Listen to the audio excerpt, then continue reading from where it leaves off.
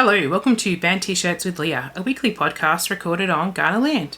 Each week I go through a different t-shirt in my band t-shirt collection and share with you what the t-shirt itself looks like, the band, a little bit on the band, and my experience, whether I saw them at a single show or multiple shows, and just just talk about how good live music is really. It's really just an excuse for me to talk about live music. So I did tease this last week that I was going to have to do Rage Against the Machine soon because my t-shirt is absolutely hanging on by a thread, and I was not lying. Here it is. This is from the 2008 Big Day Out, and it says across the top, it's a red t-shirt, like a very bright chili red, and in white writing, and the writing is kind of, it was already distressed when I got the t-shirt because that was the look of it, and because it's done like as if it was a spray bottle, it was a little bit not grainy, that's not the kind of word, but it wasn't like very solid lining, you know what I mean. If you know what spray paint looks like, that's what it looked like. So it says across the top Rage Against the Machine, and then it has that very iconic silhouette of the figure that is on a lot of Rage Against the Machine affiliated things, and it says the Battle of Australia on the inside of the shirt, of the body, sorry. Now it's obviously a bit of a play on the Battle of Los Angeles, so it is very cool, but it is quite light. Now if you think that side is light, wait till you see the back. The back has, the writing on the back is almost non-existent. So it's very similar in that it has that same silhouette with the raised arm, and then the text kind of cuts across in that all caps. Now, it does, I think it's got the Gold Coast. I can just read that. I can read at the bottom that it says Perth, and then I know that the one above it is Adelaide because Adelaide was always second to last. But if you have a look there, you can't really see the writing at all. It's so faded. Because like I said, it already came as a distressed t-shirt and it has been very well loved. So it is a lot more distressed now. So I will put it on and we'll start talking about a little bit still more about this t-shirt, and then obviously Rage Against the Machine and the time that I saw them. Like I said, I do love this t-shirt. I got it at the 2008 Big Day Out. I have worn it quite a lot since that time. I actually tried to semi-retire it for a couple of years because I was worried that it was just going to fall apart, but I've had to put it back into the rotation because I just really like it so much. It's one of my favourite t-shirts, not just band t-shirts, but favourite t-shirts. I think one of the things that I do love about it so much is that it is red, and when your wardrobe is about 80% black, it's quite nice to find something easy to find, and red is easy to find in all of that black. It is one of my most favourite t-shirts, like of everything, not just band, but like any sort of t-shirt.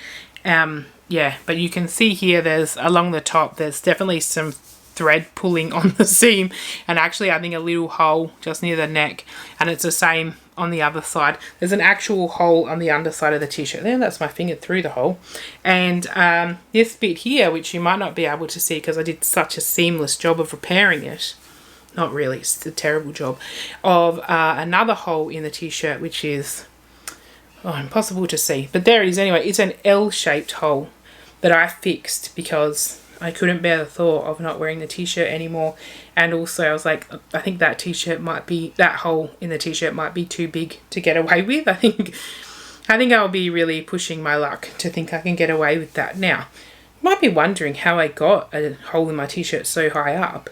It's because I got caught on a door handle, right? No, I was walking past. That door handle was way too high, but t-shirt material by this point was quite thin already. It's probably about 6 years ago.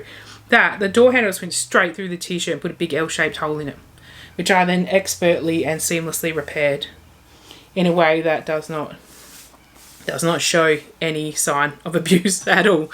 So here we are in this, what was already, distressed. It is now fully distressed.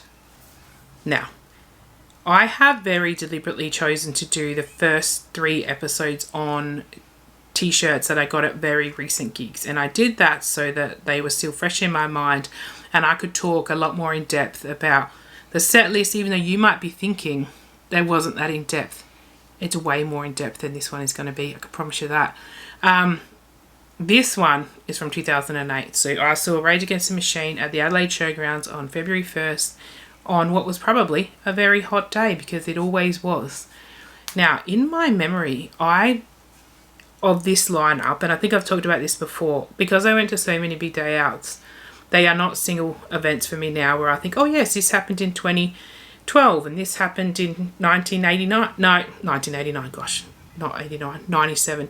Like, oh yeah, I remember. No, it's just like one gigantic festival. It just happened to go over like 14 days. So in my mind, I remember this as being, this lineup being Rammstein and then Rage Against the Machine. That's how I honestly remember it. And when I talked to my brother about it, my younger brother, he agreed too. He was like, oh yeah, that they did switch from one to the other, but that is not how it happened. It was Rammstein and Tool actually that were on that back-to-back lineup. It was not Rage Against the Machine. Because I have some general big day out t-shirts and singlets, not general, but like festival t-shirts, you know, that just kind of like say big day out and then the year it was and then whatever the theming was for that year. I might do an episode or two with those t-shirts and singlets and then talk through the lineup for anybody who I don't have a specific t-shirt for, and any songs that I can really strongly remember off of those. So on this show, it was not Rammstein and Rage. It was actually Björk. And I have very little memory of Björk at this show. And I don't know why. One thing I do remember is that I had a friend that was flying from either Melbourne or Sydney who messaged us and was like, oh, Björk's getting on this plane. She's coming into Adelaide. She's going to be here at the same time I get in. And then one of my other friends, who's a massive Björk fan, was like, should I go to the airport and see if I can see her? And we're like, yeah, you totally should. Take your album down there. And anyway, she did rush down there to see her, but she missed her, which is a bit of a shame. But anyway, that's really my lasting memory of Björk. But I reckon if I saw a photo or something like that, I think that might trigger up or prompt some better memories of that. But it's loose at this stage, and I will tell you that this Rage memory is loose as well. Very loose. I'm sorry, alright? It's like 15 years ago, man. Give me a break. I looked up the set list online, something I've been saying to people, oh yeah, just look up the set list online, it's fine. But my mum, who is one of my biggest supporters and has already watched all of the episodes to date, did say to me, you know, instead of just saying you can look up the set list online, why don't you provide a link to the set list so people can see it more easily? I was like, good idea, Mum. So I will do that from now on, and I will link below a set list of their Adelaide show because, you know, I think that's a very good idea. Also, if you have some very strong memories of that show or some experience, not just from the Rage Against the Machine one, but from any of them, like, please comment below because I'd love to hear what you've got to say. I love to hear about other people's experiences when they go and do the same thing I do, because, you know, even though you're at the same event, you know, the way that you interact with it or your feelings around it are not always the same. So you share it, I will definitely read it. So this set list did, though, have everything on it that you would have expected at the time. It had Testify, Guerrilla Radio, Bulls on Parade, Renegades of Funk. It closed with Killing in the Name, which, I mean, makes complete sense, right? That, can you imagine, like, just building up and then that's your last song? Can you imagine how electric that would be? Like, crazy, right? Anyway, when that set finished, my strongest memory of that day was how I felt. And when it finished, I felt like I was walking adrenaline. I felt like I wanted to tear something apart, that I was so hyped and I was so excited. I was like, I just want to wreck something. I want to tear something apart. Like, it was really exaggerated feeling.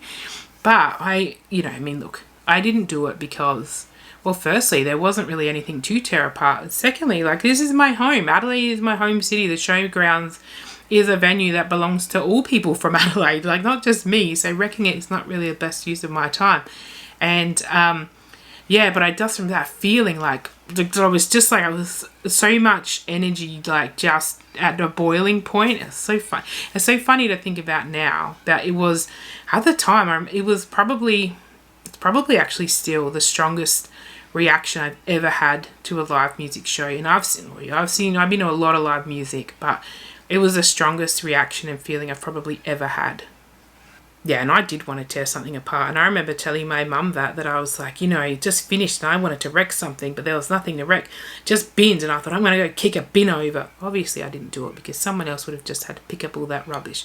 Also, as an aside, I hate at the end of a show or a festival where there's just rubbish all over the ground.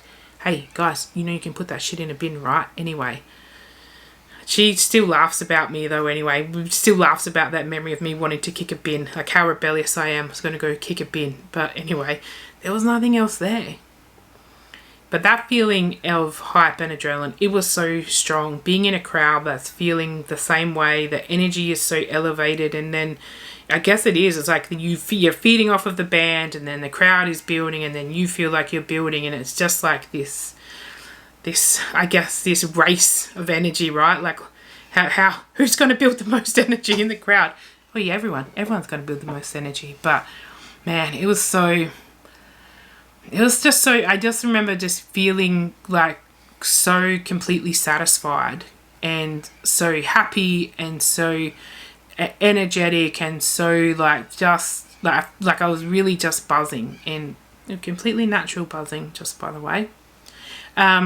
It was just such a great experience that when it finished, I felt like I was kind of floating away from the stage, not kicking things, even though I wanted to kick things. Now, I enjoy live music, love it, and I also enjoy some types of music that are, a little bit more boisterous in the crowd activity. So I don't have a problem with physical contact in that situation. I don't have an issue with mosh pits or stage diving or crowd surfing, whatever. I don't have an issue with that. I think like it's almost kind of an involuntary thing, when you start, when a beat kicks in and it feels kind of contagious and you're all moving with it. I love that. And there's this really great clip circulating of Jason Momoa from last year at a Metallica mosh pit, and he's like in a circle and he's just kind of like running around with all these other people, and he just looks so happy, and everybody else who's in it just looks like they're having just such a great time. Like they're loving the music, they're loving the crowd interaction, and it's just like, that looks like a lot of fun, to be honest. Did make me a little jealous, of course. So I guess to be a little bit serious, which I can occasionally do, I don't have a problem with that physical contact. It's going to happen. Everybody's hyped. You're feeling it. But what I do have a problem with is this idea that a high energy show somehow equates to fighting for your life. That's very different to excitement and electricity. There's going to be contact, there's going to be sweat, there's going to be elbows, maybe a stray foot as some crowd surfer goes past and gives you a little tonk on the side of the head. Right, sometimes that's going to happen, right? But you shouldn't be really genuinely concerned that you may be hurt or that someone around you may be hurt. And if an artist deliberately cultivates an environment like that, if they think it's fun or funny that you're out there like struggling to survive, right? They don't give a shit about you. And and that's not okay, all right? Because you should absolutely interact with the band, you should interact with the rest of the crowd, you should definitely let that electricity and energy build, all of those things, yes, 100% agree with. But you shouldn't be feeling like you might be very seriously hurt or worse.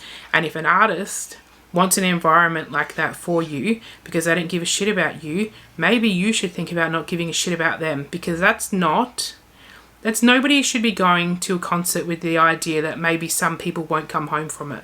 Like that's not what this is about. So if you are in that type of environment, maybe really think about whether that's the sort of artist you want to support.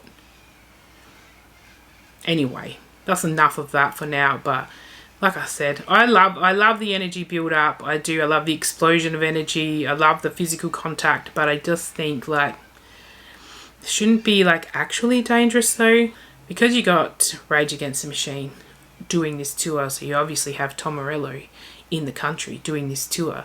Seems a pretty good idea to take advantage of that, right? So The Big Day Out did.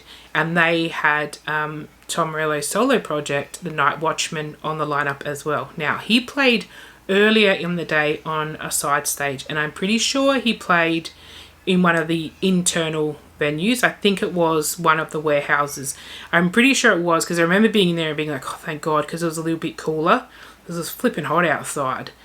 And now, I don't remember a lot about this set either, but what I do remember thinking is, oh, I'm not sure about this. I don't know if I like this, and I don't know if this is the type of thing that I want to hear right now. I wanted it to be angrier. This is a little bit too folksy for me. And while I've listened to different folk music now, and I probably listened to some then, at the time, this wasn't hitting. I was like, I don't think that this is for me. I'm not really enjoying this. But just as an aside, how good is it though that at a festival, you can just literally walk past the stage and be like, what's in here? Just have a little sticky beak, stand around for a song or two. Even if you've never heard any of the music before, you've never heard of that band or artist before, just sit there and be like, I wonder what this is about. Give it a little listen, maybe stay for the set, maybe be like, oof, not for me, and then go on your merry way. How good is that? While I was thinking about this episode, and that Tom Morello set in particular, I did think, you'd probably like that music now if you gave it a listen. If you gave it, just whacked it on and had a listen, you'd probably like it now. And I do like it. I started playing it, and I do like it. It's good. Like, it's got really great lyrics, of course. I mean, exactly what you would expect, but really great thing about like that actual solidarity, like worker solidarity. Just really, it is. I quite like it now. It's funny, eh? Didn't appreciate it at the time, but if I had the opportunity to see it again now, I definitely would. So my favourite song is Killing in the Name, of course. It's so iconic, and that intro is so musically so strong, that beat, and there's such a power to it. I feel like when you hear it, you feel physically obliged to move. Like there's something in you, you're compelled to move with that beat, because it's just the way it hits so hard. But I remember being 12 or 13 when I heard that song and just being like, this is amazing. Feeling such rage, like, and then wanting more, being like, I need more of this. I need more of this particular type of energy in my life. Like, I need this right now. And it did make me think, though, that I had to look up a show, because I'm pretty sure that they were doing a live broadcast at some point, and they were asked at the time not to swear, and they were like, who knows if they agreed to it or not, I don't. But of course, they were asked not to swear. They ignored. And so they're playing Killing in the Name, right? And so they're playing the whole song, and they get towards the end of it, and they start swearing. And then I think they let it go for a little bit, but then they cut it off. It was like about 2009, I think it was. That's what the article said. Yeah, and then I think the host is like, well, we did ask him not to do that, but they just did it anyway. But I just think that's just a great irony in this, because the lyric that they wanted them to not say is like, fuck you, I won't do what you tell me. Guys, I mean, it's that, why would you, I don't know what you thought would happen. What else would they be saying though? Like, nothing you, I won't do what you tell me. Like just having a blank, or just leaving out the fuck you and just having I won't do what you tell. I don't know how they expected them to work around that, but I just think it's so funny because of that line. Like, they're not going to do what, I'm not going to do what you tell me. But anyway, I don't know. So funny. So silly, but anyway, so funny. Yeah. I don't know. I think as well, there's spending your teen years listening to music that feeds into your natural desire to question what's happening around you, and, that idea that older people are stupid and they don't know anything, and it's our turn to make a better world, and that music that kind of amplifies that. It's just such a great, I don't know, it's just such a great feeling, right? Now, full disclosure, I did listen to lots of different type of music. That included like boy bands, musicals, Motown. Like, my interests are very diverse, but listening to something that fully taps into your teen angst is something else. And I think that's why even now I could put on Rage, and I would listen to it and I'll feel calm. It feels like a calming music, because I guess because it has such a strong nostalgic value for me. But I can also listen to it and feel very angry, but in a good way. yeah, anyway, I'm trying to improve our two-way conversation here. So let me know what your favourite Rage Against the Machine song is, because I'd be very interested to hear it. So a band I wish I'd seen, or I'd still like to see. Look, obviously, I'd love to see Rage again. Whilst I have such a great feeling of that show, I would love to have actual memories of the show itself.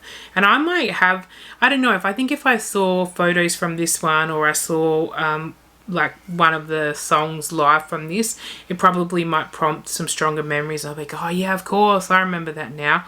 But there are some things where I think I distinctly remember, oh yeah, okay, they came out, they were wearing this, I remember who was on the left side and who was on the right side, I remember all of these things. And there are other times when I don't, and I think maybe if I saw some footage or photos, that might help prompt those memories a little bit more. But anyway, so obviously I like to see them again. But this one is unfortunately another band that I wished I'd seen, because I won't have the opportunity to see them now, and that's Linkin Park. I just think that Hybrid Theory was such a fantastic debut album. And, you know, sometimes when we hear debut albums from a band after a few years, we think, oh yeah, you know, you could see they were still developing a bit there, or, you know, they weren't exactly sure what way they were going to go, and now they've definitely progressed more down this way or whatever. But I just think that was such a great debut album. You know, such great songs. One Step Closer, Crawling, In the End, Pushing Me Away, like this. Such a solid album, like really, really solid. I also think that the Collision Course EP with Jay-Z is so, man, that is so good. So that's another one as well. You kind of, when you hear it, you'd be like, I'm sorry, they did what? They did like these rap and nu metal fusions. It's like, yeah, that's what they did. And guess what? It was actually really great. And you can listen to it now and you will still be like, this still sounds like it belongs. Now, on this EP, I reckon my favourite is Numb and Encore. I feel like that is a marriage that is made in music heaven. Now, I mean a real marriage too, like a lasting one, like not divorce court marriage, like a real marriage.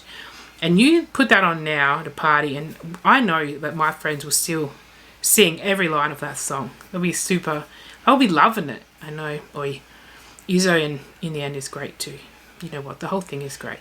It's almost kind of a shame that it's only 5 songs, but that's kind of perfect in the fact that it's 5 songs, because you want more. And you know, that idea of always leaving wanting more, it works, right? I'm going to try to do this really quickly, because the birds they are out of control right now, and they just won't shut up. So I'm really trying to race them right now. Anyway, I thought I'd add in a new segment that will probably be semi-regular, not fully regular, because the segment is going to be a new song on high rotation. So I might not always include it, because I might not have a new song or new-ish song that is added into the rotation. So, you know, sometimes we'll get this and sometimes we won't. This week's song, though, is Fall Out Boy, So Much for Stardust. Now, this came on my radar because I follow Jimmy Butler on Instagram. I love Jimmy Butler. I love emo Jimmy Butler. And he's in this film clip. That's how I saw it. Like, he shared a story of him, like, in the film clip. And he's like, if you don't know about the emo version of Jimmy Butler, obviously there's regular Jimmy Butler who plays for the Miami Heat. But emo Jimmy Butler is who came to the media day for this season, and he had, like, his hair was like flat ironed down, of course, and that classic side fringe, black nail polish, very strong black eyeliner. I think he had a lip ring on, like great jewelry, like it was full emo Jimmy Butler. It was really good. It was so fun. Anyway, in this film clip, he's wearing like a royal purple cowboy suit, and it's like fully embellished, right? Like, you know how they've got like the big floral things and then like sequins and jewels and stuff around it, like full bling, you know, pattern along here, and then usually in that nice V along the back as well. Oh man, I love those shirts so much. I've always wanted one. Anyway, his is royal purple and it looks so good. He looks so good in it. Then he's got like this purple hat, the same thing, like really highly embellished. Now, Pete Wentz does also come in, I think probably about halfway through the film clip, and he has a similar suit in cream. So here's this like a cream base with that same thing, though, that really high level of embellishment, and a matching cream hat. Now, I like royal purple, and I think Jimmy looks so great that I prefer the purple suit, but I like the cream hat better. So, I mean, not that that's a super important bit of information, but I'm just letting you know. I will say though, obviously they both look very good. Like Pete's cream suit is also very, very good. Anyway, it's not just about the video, even though, yeah, I've talked about the video a little bit.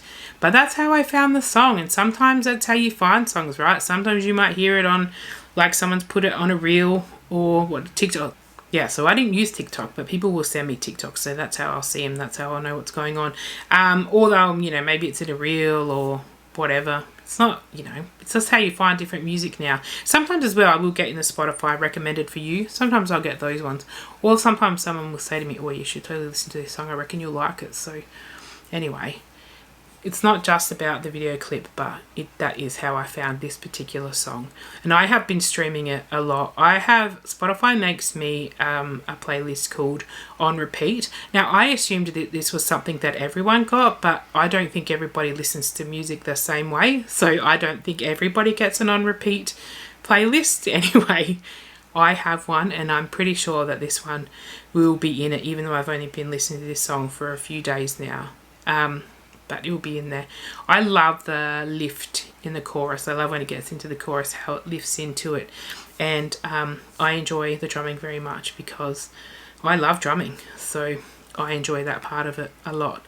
Also, I think because I've, probably a few times in the last 6 to 12 months when I've been talking to someone, I've been like, I don't understand, this grind, what we're doing here, what are we about, why are we struggling with these things, aren't we made of stardust, aren't we supposed to be made of stardust? So I just enjoy the fact that they're talking about stardust. Anyway, Fall Out Boy, so much for Stardust. So thank you for joining me for this, what was a very probably condensed discussion about the Rage Against the Machine set at the big day out, but that's because with the passage of time and the loss of my memory, that's all we've got. But I can tell you this, it was a great feeling, and if you have other distinct memories of Rage Against the Machine, I would love to hear them. Anyway, like I said, thanks for joining me for episode 4. Can you believe we're up to episode 4 already? I cannot. Anyway, this is a band t-shirt, this is Leia, and this is goodbye. Bye ya.